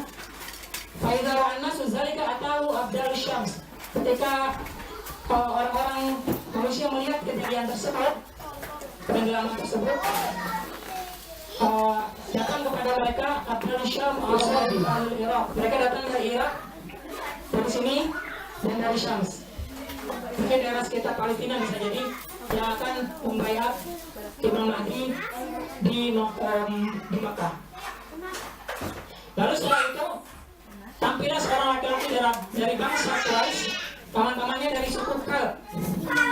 Jadi setelah Imam Mahdi itu dibaiat oleh tentara dari Irak dan Syams, yang syarajulun min Quraisy akhwaluhu kalbun. Ini keywordnya di sini. Kalau Bapak Ibu sekalian lihat di Wikipedia sekarang, saya barusan ngecek setelah berangkat ke sini, tulis Asad Family. Keluarganya Asad Family. Itu di Wikipedia itu disebut bahwa Asad Family itu adalah paman-pamannya itu dari suku Kalbiyah. Persis seperti yang disebutkan di sini, ya di sini. Kalau ada yang punya internet nanti bisa dicari Asad Family bahasa Inggris atau bahasa Jawa. Itu akan tertera di situ bahwa family Asad itu adalah dari suku Kalb. Jadi orangnya sudah ada ya pada saat ini. Yang ada di sini ya. Hafiz Asad, terus Basar Asad, bukan family. Logonya Asad Family. Ya. Akan ada tulisan bahwa mereka adalah dari tribe atau dari suku Kalb. Lalu saya lanjutkan. Lalu ia mengirimkan laki-laki itu yang dari suku Kalb tersebut mengirimkan pasukan untuk memerangi mereka. Artinya memerangi orang-orang yang berbaiat kepada Al-Mahdi tadi. Jadi Al-Mahdi yang sudah diperkuat oleh tentara terbaik dari Irak dan Syams, kemudian diperangi oleh laki-laki dari suku Kalb tersebut. Lalu saya lanjutkan, Al-Mahdi dan pasukannya dapat mengalahkan mereka. Alangkah ruginya orang yang tidak ikut serta dalam pembagian ghanimah perang suku Kalb. Artinya mereka sangat kaya sekali suku Kalb ini. Sampai Rasul mengatakan apa ruginya orang yang tidak ikut serta dalam pembagian ghanimah perang suku Kalb, atau orang yang tidak ikut dalam perang bersama Al-Mahdi dalam memerangi suku Kalb tersebut. Al-Mahdi lalu akan membagi ghanimah Dan Ahmadi akan membagi ghanimah dan beramal di tanah manusia dengan sunnah Nabi Muhammad SAW dan menyampaikan Islam ke seluruh penduduk bumi. Ia berkuasa selama 4 tahun, kemudian wafat dan kaum muslimin menyelamatkannya. Ya. Jadi yang terjadi adalah karena ada pembatasan di sini, kemudian tentara dari Syria dan Irak terkait dan kemudian ketua dari Ahmadi. Lalu dari sini akan ada laki-laki dari suku Ka'ab akan menyerang Imam Mahdi. Lalu setelah itu Imam Mahdi akan setelah mereka mengalahkan suku Ka'ab tersebut, lalu Imam Mahdi beserta tentaranya akan memerangi Jazirah Arab dan akan menaklukkan Jazirah Arab. Setelah sampai di Jazirah Arab, setelah Jazirah Arab ditaklukkan, lalu selanjutnya pasukan Imam Mahdi akan menaklukkan Persia. Di sini. Jadi dari sini mereka akan bergerak ke Persia. Kemudian setelah dari Persia, mereka akan menaklukkan Konstantinopel terakhir. Dan ini adalah perang yang terbesar. Ketika terjadi penaklukan Konstantinopel, akan ada peperangan yang sangat besar di situ. Jadi ketika kita sudah tahu akan ada peristiwa seperti ini, kita hendaknya bersiap-siap ya. Ketika sudah ada tanda-tanda seperti ini. Jadi ini adalah lokasi penenggelaman tentara. Jadi tentara yang akan menyerang Imam Mahdi ditenggelamkan di daerah sini antara Mekah dan Madinah. Dan ada pesan dari Rasulullah SAW. Fa'idha ra'aitumuhu fabayyuhu walau habwan ala tulfaji. Ketika kalian melihat Imam Mahdi, ketika kita benar-benar melihat betul-betul terjadi peristiwa yang tadi yang saya ceritakan, maka tidak ada alasan lagi buat kita untuk berbaiat kepada beliau, kepada Imam Mahdi tersebut. Sampai Rasulullah mengatakan, walaupun kalian harus merangkak di atas salju, artinya walaupun sangat sulit buat kita untuk berbaiat, untuk datang ke sana, kalau kita harus merangkak, kita harus berusaha untuk berbaiat, untuk datang kepada beliau. Hadis riwayat Ibnu Majah. Nah, bisa jadi. Ini menggambarkan sampai saat yang sulit sekalipun gitu. Walaupun pas lagi ngorang gitu, tahu ada panggilan buat berbaiat, tinggalin untuk orang-orang. Kita lagi jadi salju gitu. Nah, Imam Mahdi ini adalah fase sebelum terjadinya kiamat besar. Dan Rasulullah mengatakan kiamat besar itu adalah ibaratnya seperti butir-butiran mata kalung. Mata kalung di dalam hadis yang lain. Ini saya tidak karena terlalu banyak takutnya, jadi saya aja jelaskan. Jadi ibarat mata kalung, peristiwa-peristiwa yang di sini yang disebutkan di sini, adokongan asap itu adalah ketika asap menyelimuti seluruh permukaan bumi, kemudian akan mewafatkan dan akan membunuh, mematikan baik kaum muslimin maupun orang kafir yang penyakitnya seperti penyakit pilek gitu, masuk ke dalam tubuh, kemudian dia keluar melewati lubang-lubang yang ada di tubuh manusia. Itu namanya dokon. Lalu ada Dajjal, ini bukan urutan peristiwa ya, nanti akan ada penjelasannya. Ada Dajjal, kemudian Dabah itu hewan melata yang akan bisa berbicara dengan bahasa manusia. Itu nanti akan di akhir zaman akan muncul. Dabah itu hewan melata yang bisa berbicara dengan bahasa manusia. Lalu terbitnya matahari dari barat, itu sudah jelas. Turunnya Isa bin Maryam, Ya'juj dan Ma'juj. Ya'juj dan Ma'juj ini yang merusak bumi ya, ini mereka sudah tahu. Kemudian ada gerhana di timur, di barat, di Jazirah Arab. Api yang keluar dari Yaman terakhir. Nah, dari keseluruhan ada 10 ini di sini bukan urutan peristiwa ya, tapi ini yang akan terjadi dan bisa jadi salah satu lebih dulu dari yang lain. Tapi Rasulullah SAW mengibaratkan adalah seperti mata kalung, seperti biji-biji mata kalung. Ketika mata kalung itu terlepas, itu kontainer langsung terlepas semua gitu, berurutan. Makanya ketika Dajjal itu sudah muncul, ini peristiwa ini akan langsung terjadi sekaligus. Jadi nggak akan ada jeda. Kalau tadi tanda-tanda kiamat kecil kan, misalkan terbelahnya bulan, terus kemudian peristiwa bangunan-bangunan yang tinggi, itu kan ada juga ya. Peristiwanya kadang berapa tahun, setelah puluhan tahun. Kata Rasulullah, ini terjadinya bukan langsung sekaligus. Jadi begitu Dajjal mati langsung muncul Ya'juj wa Ma'juj, kemudian Ya'juj wa Ma'juj meninggal, kemudian Isa meninggal, kemudian berlangsung terus sampai hari kiamat terjadi. Nah, kita ini sudah menjelang datangnya Imam Mahdi ya. Walau apakah rumah kita sudah datang Mahdi?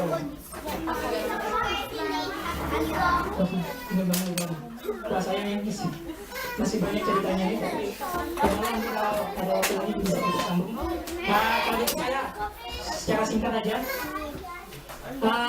berakhirnya jadi munculnya Dajjal itu didahului oleh peristiwa yang disebut dengan Malhamah Kubro atau peperangan besar, di mana ketika Imam Mahdi memerangi Jazirah Arab, menaklukkannya, kemudian Persia, kemudian Romawi, lalu kalian akan memerangi Dajjal.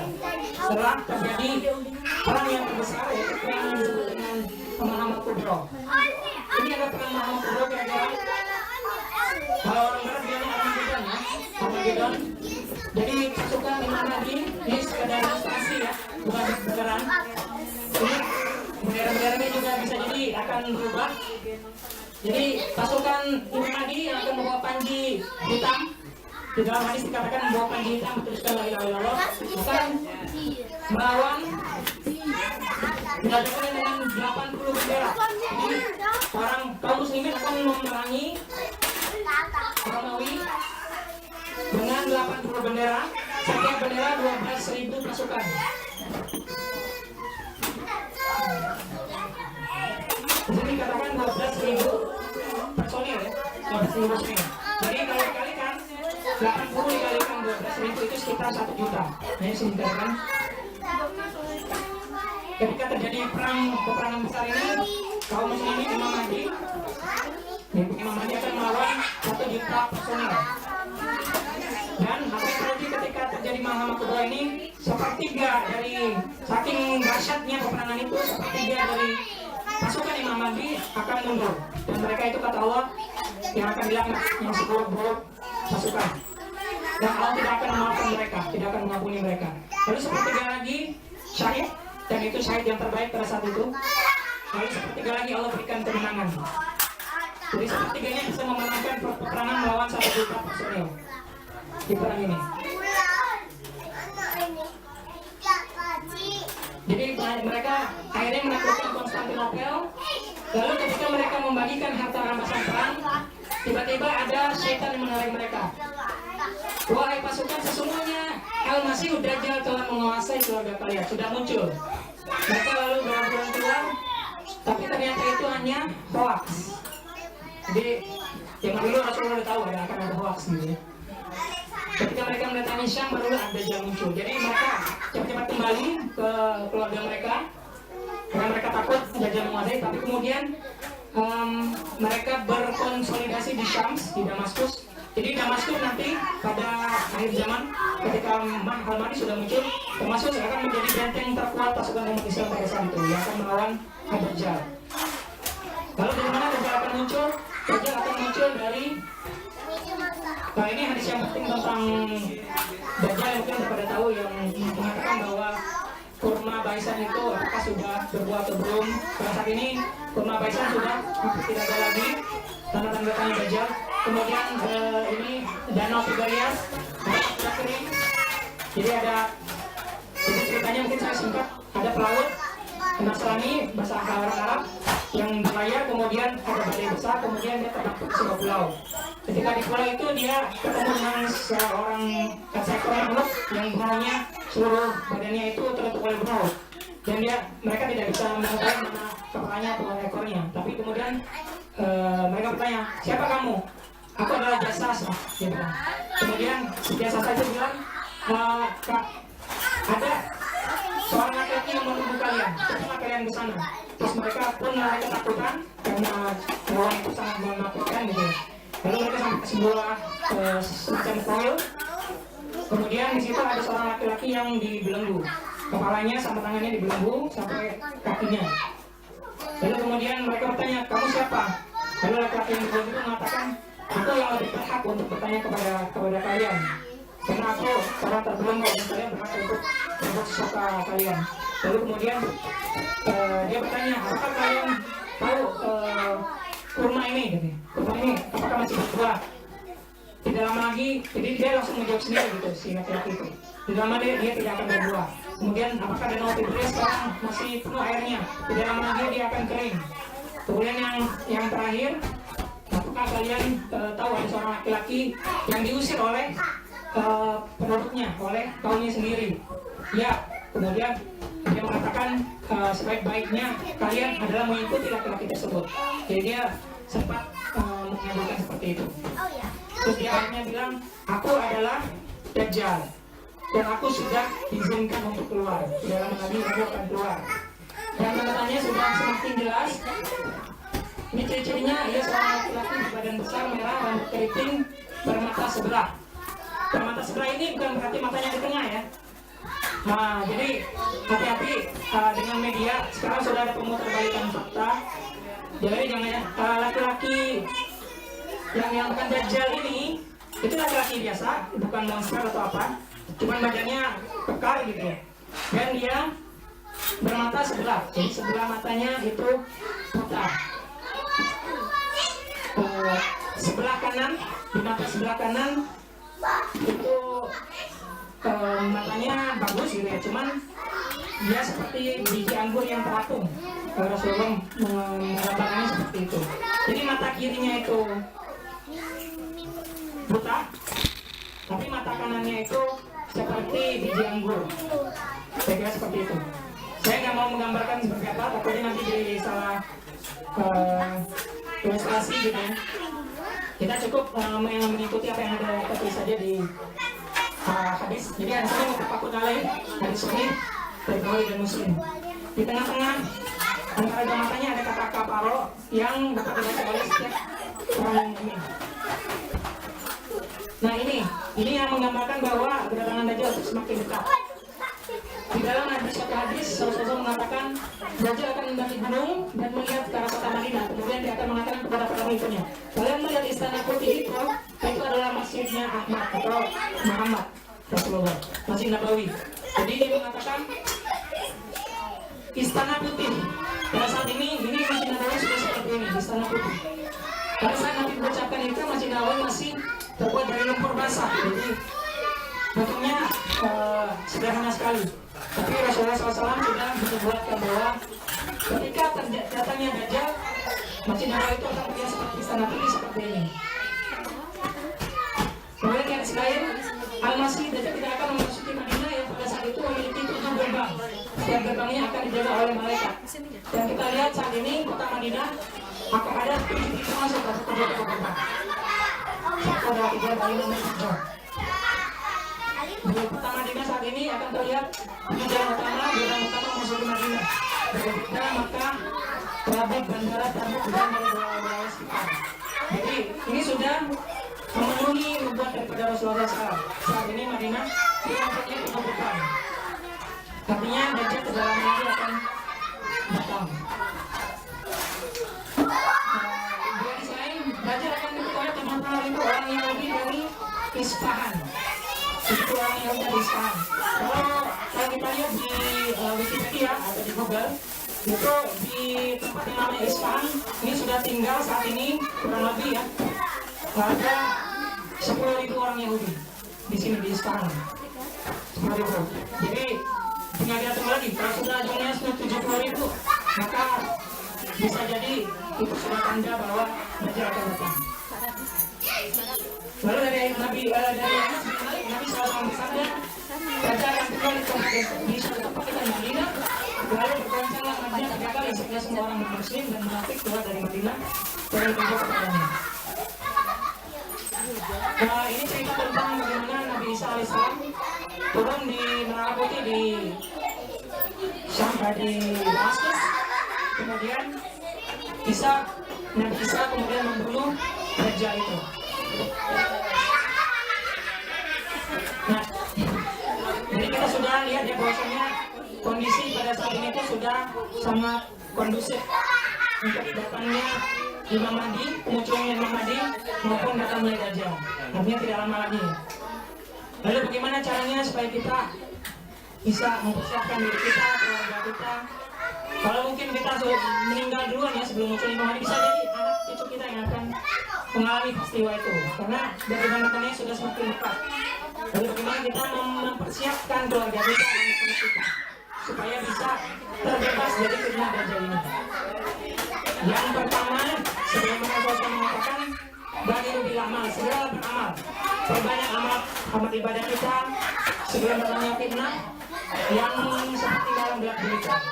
Kita tidak seorang dalam keadaan mungkin yang menjadi kafir, bisa jadi itu terjadi kepada anak-anak kita. Jadi kita berdoa tidak saja untuk kita, tapi juga untuk anak-anak kita. Kita bekali anak-anak kita, diri kita, anak kita dengan bekal yang terbaik, diberikan keimanan ketauhidan ya yang benar, keistiqomahan. Lalu yang terakhir ini mungkin sebelum saya tutup, kita ajarkan anak-anak kita, atau kalau kita yang belum tahu betul ini bisa diamalkan dengan membaca doa di antara ketika kita bertasyahud, doa di tasyahud akhir, membaca doa Allahumma inni a'udzubika min adzabil jahannam wa min adzabil qabr wa min fitnatil mahya wal mamat wa min syarri fitnatil masiihid dajjal. Dan yang terakhir, Rasulullah bersabda, kalau siapa menghafal dari surah Al-Kahfi, 10 ayat dari surah Al-Kahfi, maka ia akan berjalan dari fitnah Dajjal. Jadi mari kita coba mengamalkan tuntunan Rasulullah ini, membaca doa, kemudian juga mulai menghafal surah Al-Kahfi, 10 ayat pertama surah Al-Kahfi. Buat diri kita dan juga kita ajarkan kepada anak kita. Baik, mungkin ini yang bisa saya sampaikan. Tanda-tanda tema bisa mungkin belum dilanjutkan. Referensinya ada di saya. Kalau ingin dilanjutkan pembahasan yang kajiannya silakan. Segala yang benar berbalas masalah. Jika ada yang salah, itu dari saya sendiri. Astagfirullahaladzim. Terima kasih atas perhatian Bapak Ibu sekalian. Assalamualaikum warahmatullahi wabarakatuh. Atas materinya dari Ustaz Andro yang sangat menarik Bapak Ibu semua. Dan kalau kita membahas tentang perharaan kiamat itu akan memakan waktu yang sangat lama. Dan ini baru sepertiganya ya. Dan mungkin nanti ada seri-seri berikutnya. Karena keterbatasan waktu juga untuk tanya jawab mungkin hanya 1 atau 2 orang.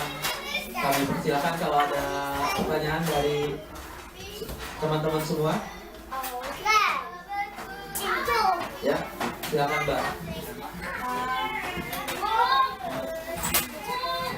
Baik, terima kasih. Ini menarik ya bahasan tentang perharaan zaman dan juga salah satunya kan terpecah-pecahnya umat Islam ya Kak. Nah yang mau saya tanyakan di saat kondisi yang sangat banyak sekali sekarang aliran-aliran, kemudian banyak kelompokan pemikiran, dan apa sih yang harus kita ambil, terus posisi apa hal apa sih yang jadi yang dasar bagi kita memilih sesuatu istilahnya gini, terutama saja mungkin untuk perkara visi dan sebagainya. Kalau kita tidak punya dasar, kita berikut pada siapa, itu akan salah. Dan kemudian ketika kita memilih apa ya, kita dihadapkan dengan terlalu banyak pilihan. Posisi mana sih harus kita ambil dan filter dasar apa kira-kira yang perlu kita pegang nih? Apalagi sekarang kan banyak muncul, ya benar sih, sebagai ilmuwan sendiri kita mencari pembenaran tentang setiap kenapa sih mesti begini, kenapa sih mesti begitu ya.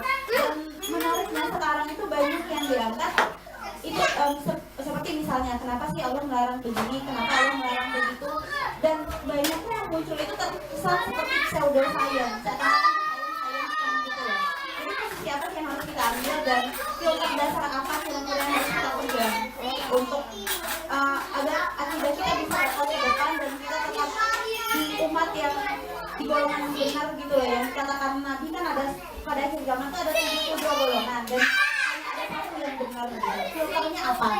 Mungkin itu yang harus. Ada lagi satu orang lagi ya sekalian. Ah itu. Terakhir.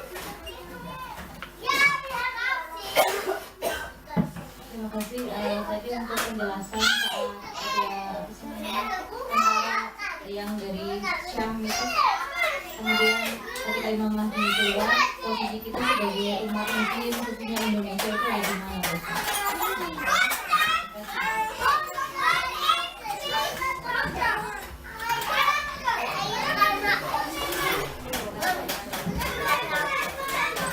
Baik, terima kasih. Semoga bisa langsung ditanggapi. Yang pertama tentang sebetulnya seperti apa, yang kedua posisi kita ketika munculnya Imam Mahdi itu.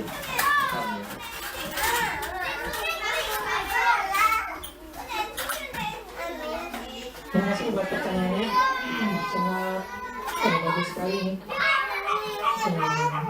Pertanyaan sangat susah untuk jawab. Saya ingat salah satu hadis yang mungkin kita semua sudah tahu ya. Kata Rasulullah SAW bersabda, "Taraktu fikum amrayni, man tamassaktu bihima lan tadillu abadan. Kitabullahi wa sunnati rasulih." Rasulullah mengatakan, ini saya ambil isi ibaratnya tuh pengisi dasar dulu ya, pengisi dasar kita itu tidak jauh dari pesan Rasulullah SAW. Aku tinggalkan kepada kalian dua hal, dimana kalian itu tidak akan pernah sesat selamanya. Jadi maksudnya Rasulullah SAW mengatakan, "Lan tadillu abada", artinya kalian tidak akan pernah sesat selamanya selama kalian berpegang dua itu, yaitu kitabullah wa sunnah rasulih. Dan yang jadi masalah di masa sekarang ini kitabullah itu banyak penafsirannya, ya kan? Kemudian hadis Rasulullah banyak sekali penafsirannya juga. Kemudian ada juga hadis-hadis yang palsu, dipalsukan. Kemudian banyak sekali bertebaran hadis-hadis lemah, hadis yang dipalsukan dan sebagainya. Maka kita sebagai seorang muslim, kita harus melihat dari itu yang pertama, kita belajar dari orang yang betul-betul mengikuti aturan dan sunnah. Artinya ketika dia sudah, kan kita tahu ya, kita Quran sama hadis itu dia punya ketukan-ketukan ya, punya ketukan-ketukan. Artinya kalau dia penafsirnya sudah melanggar daripada salah satu aturan di dalam Quran dan sunnah, itu berarti dia sudah melanggar, sudah melewati batas. Jadi misalkan saya ambil contoh tafsir As-Sa'di. Jadi kita mengambil contoh atau belajar tentang Quran hadis itu dari ulama-ulama yang betul-betul memegang Quran dan sunnah. Contohnya Abraham As-Sa'di misalnya. Terus tafsir Ibnu Katsir.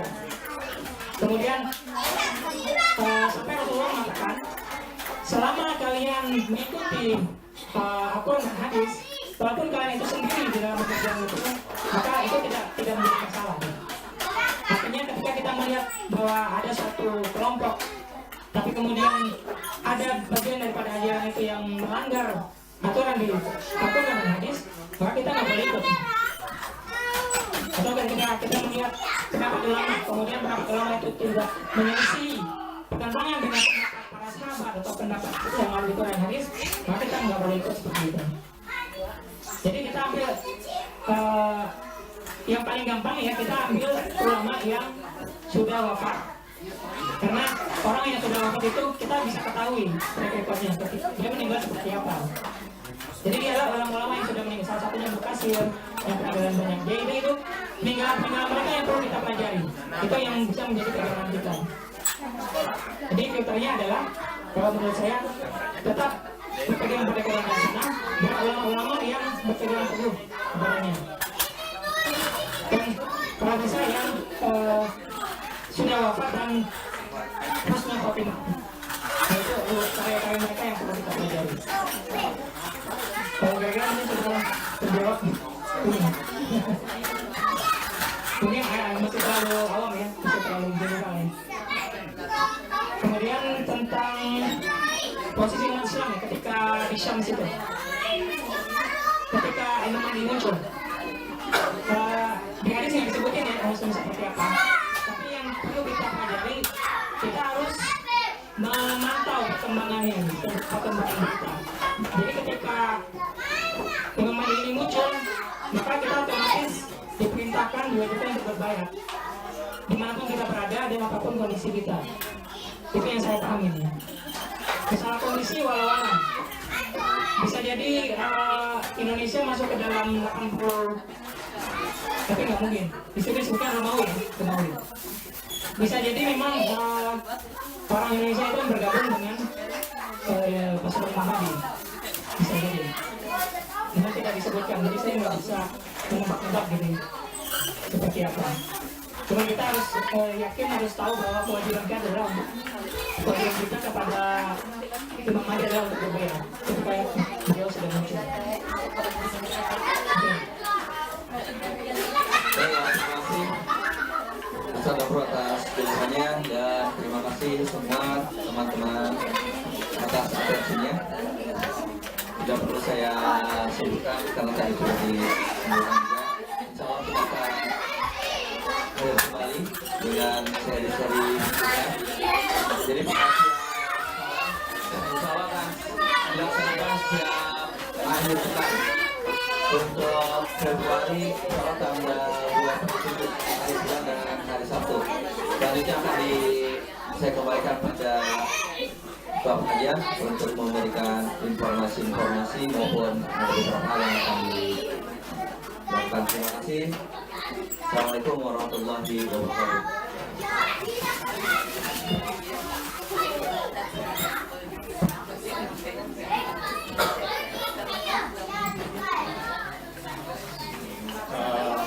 Terima kasih kepada Ustaz Amrul atas materinya. Masih banyak sebenarnya yang belum di. Saya keluar dari berapa ini? 33 dari. Oh sebanyak. Jadi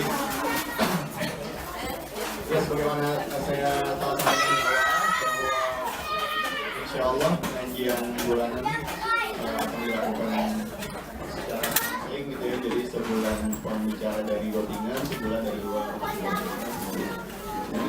Jadi insya Allah mungkin kita akan bisa menggunakan kembali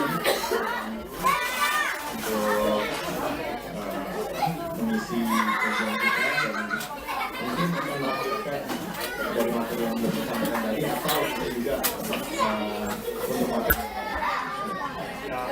kemudian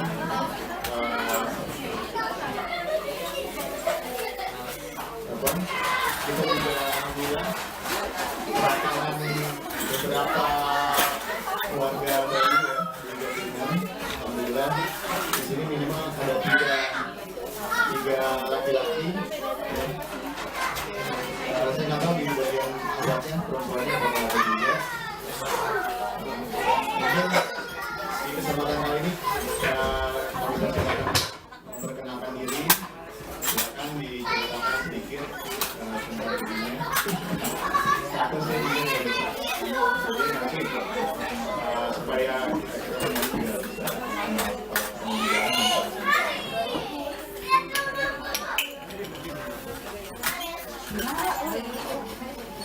Selamat sore semua. Sore semua, nama saya Dwi. Saya sekarang masih ambil Sprakus di Institut Godingan, Jalan Leverstrasse. Insya Allah saya mau melanjutkan S2 di Jerman. Terima kasih.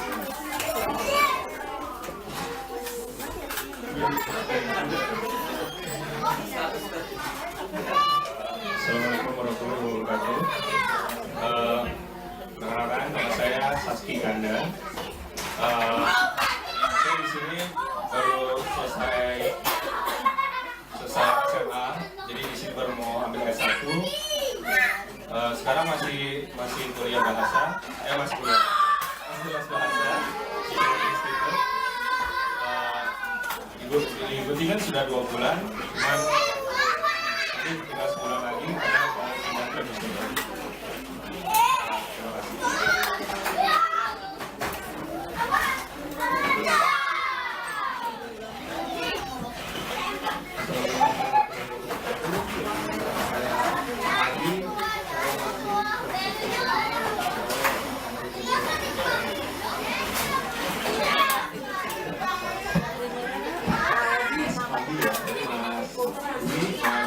hati dari awalnya juga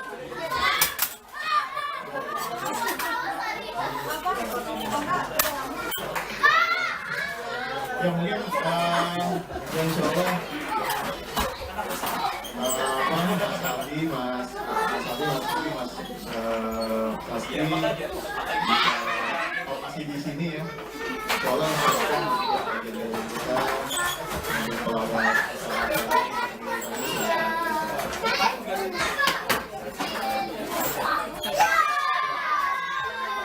dari malam ada sedikit bingkisan ya.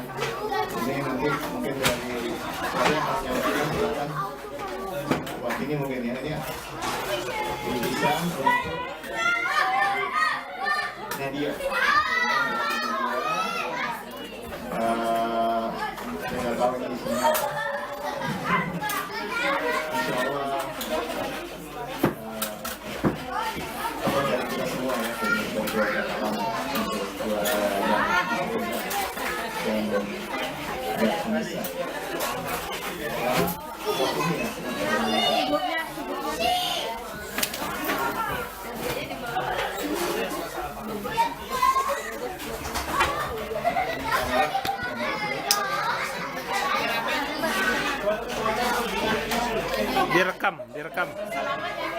Direkam aja, direkam.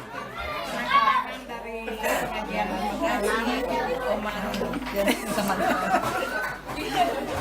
pengajian Direkam aja ya.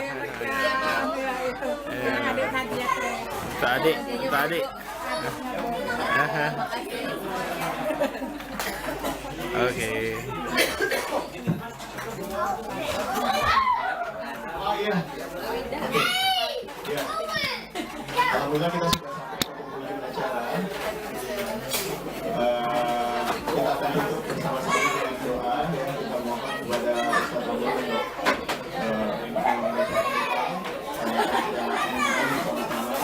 dan secara khusus kami mohonkan doa dan juga harapan teman-teman Bapak Ibu sekalian untuk kesembuhan dan keselamatan dari adik Irfan dan Kak Erika yang sekarang ini Uzam sedang dirawat di klinikum dari positif operasi yang cukup besar ya, banyak bagian badannya yang harus dimasukkan alat-alat melihat kondisinya anaknya kuat subhanallah, masya Allah anaknya sangat kuat. Cuma ya kita sama-sama berdoa mudah-mudahan ditambah orang tua dan keluarga.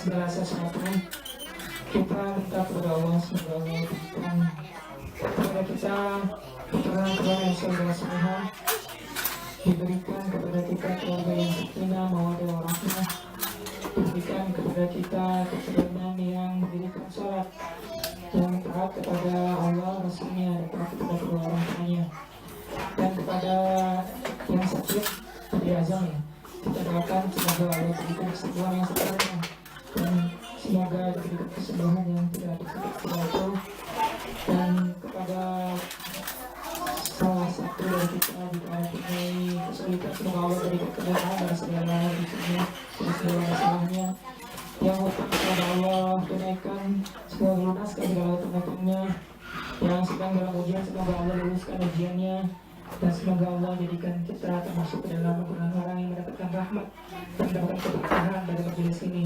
majelis yang saat ini juga dihadiri oleh para malaikat yang akan mengabulkan doa kita. على أهلنا وكل نية صالحة. الفاتحة.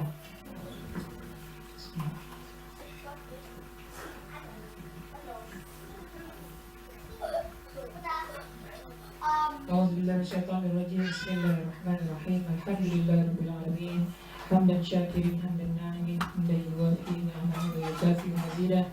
يا ربنا لك الحمد كما ينبغي لجلال وجهك الكريم وعظيم سلطانك. اللهم صل على سيدنا محمد وعلى ال سيدنا محمد وسلم رضي الله تبارك وتعالى عن صحابه رسول الله اجمعين والحمد لله رب العالمين. اللهم اغفر لنا ذنوبنا ولوالدينا وارحمهم وارحمنا صغارا ولجميع المسلمين والمسلمات والمؤمنين والمؤمنات الأحياء منهم والأموات إنك سميع قريب مجيب الدعوات يا قاضي الحاجة. اللهم إنا على ذكرك وشكرك وحسن عبادتك. اللهم آت نفوسنا تقواها وزكها خير من زكاها أنت ولي ومولاها. اللهم ربنا لا تزغ قلوبنا بعد إذ هديتنا وهب لنا من لدنك رحمة إنك أنت الوهاب. ربنا أوزعنا أن نشكر نعمتك التي أنعمت علينا وعلى والدينا وأن الله صالحا ترضاه وأدخلنا برحمتك في عبادك الصالحين.